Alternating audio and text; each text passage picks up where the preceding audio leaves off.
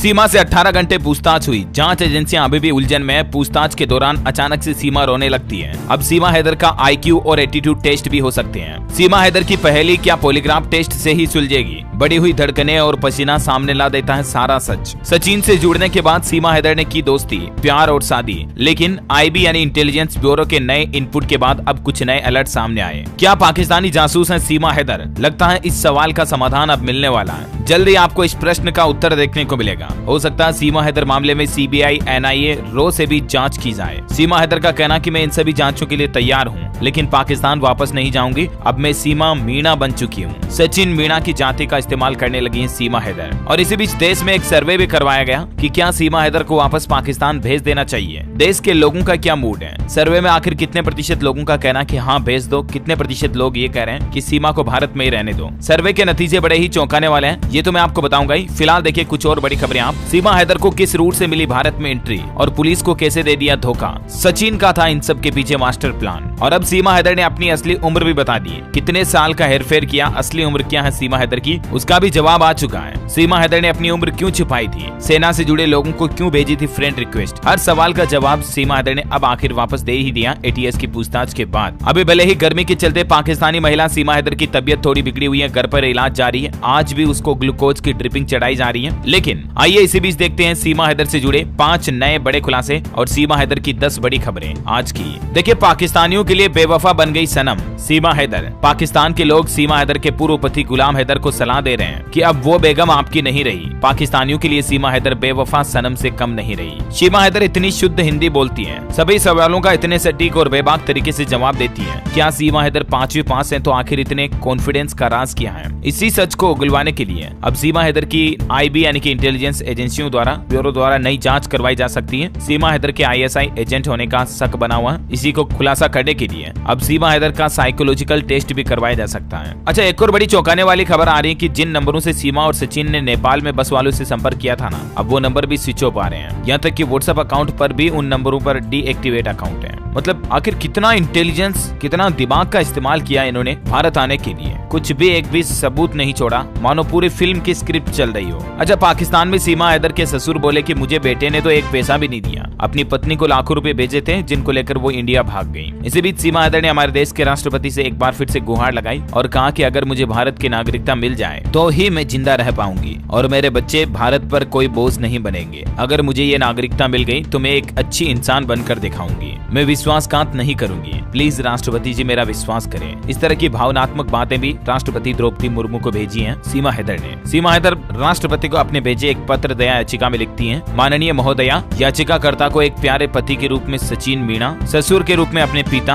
और सास के रूप में अपनी मां के साथ शांति, प्यार, खुशी और उद्देश्य की भावना मिली है, जो याचिकाकर्ता को पहले कभी नहीं मिली थी। महामहिम, आपसे अनुरोध करती हूँ कि आप याचिकाकर्ता पर विश्वास करें और एक ऐसी महिला के प्रति दया दिखाएं जो उच्च शिक्षित नहीं है और भारत से, हिंदुस्तान से प्यार, मोहब्बत, इश्क, लव करती है। ये कहना सीमा हैदर का। देखिए कितनी गजब की लैंग्वेज इस्तेमाल की है। हालांकि इसके पीछे उनके एडवोकेट AP सिंह भी हैं, जिन्होंने इतने कानूनी तरीके से सीमा हैदर का साथ दिया। बहरहाल एक खुलासा ये भी आ रहा दोस्तों कि सीमा हैदर की चैटिंग में कुछ कोड वर्ड वाली बातें भी दिखाई दी। अब इसमें भी जासूस के एंगल सामने आ रहे हैं फिर से। तो अब बताया जाना कि सीमा हैदर का पॉलीग्राफ टेस्ट हो सकता है, उसका साइकोलॉजिकल टेस्ट हो सकता है, IQ और एटीट्यूड टेस्ट भी किए जा सकते हैं। तभी पता चलेगा कि क्या सीमा हैदर कोई जासूस है या एक आम महिला। अच्छा, सर्वे के रिजल्ट की मैं बात कर रहा था, आपको बताया था ना बीच में कि सीमा हैदर को लेकर हमारे देश के लोगों से सर्वे करवाया गया कि सीमा हैदर को पाकिस्तान भेज देना चाहिए या नहीं। ठीक है, तो देखिए आप सर्वे के परिणाम क्या रहे। इस सर्वे में 75% लोगों ने कहा कि सीमा हैदर को पाकिस्तान वापस भेज देना चाहिए, उसे देश से बाहर किया जाना चाहिए। केवल 25% लोगों ने ही सीमा हैदर को भारत में रखे जाने की वकालत की है और सीमा का पक्ष लिया है। सर्वे में दिल्ली, नोएडा, लखनऊ और भोपाल के अलग अलग लोगों की राय सामने आई। सर्वे के शुरुआती रुझानों में करीब 63% लोगों ने सीमा को भारत में रखने की वकालत की थी, लेकिन सर्वे में जैसे जैसे लोगों का आंकड़ा बढ़ता गया, परिणाम उलटने लगे और बाद में तो 75% के लगभग लोग जो हैं वो सीमा हैदर को पाकिस्तान भेजने की मांग कर रहे हैं, मतलब भारत में सीमा को रखने का विरोध कर रहे हैं। अच्छा, सीमा ने अपनी असली उम्र का खुलासा भी कर दिया। सीमा कितने साल की है? तो सीमा ने कहा कि उसके पिता ने उसकी उम्र 6 साल कम लिखवाई है। सीमा के मुताबिक वह 27 साल की है और सचिन 23 साल का है। ये ATS से पूछताछ के बाद आज तक को दिए इंटरव्यू में सीमा ने अपनी असली उम्र की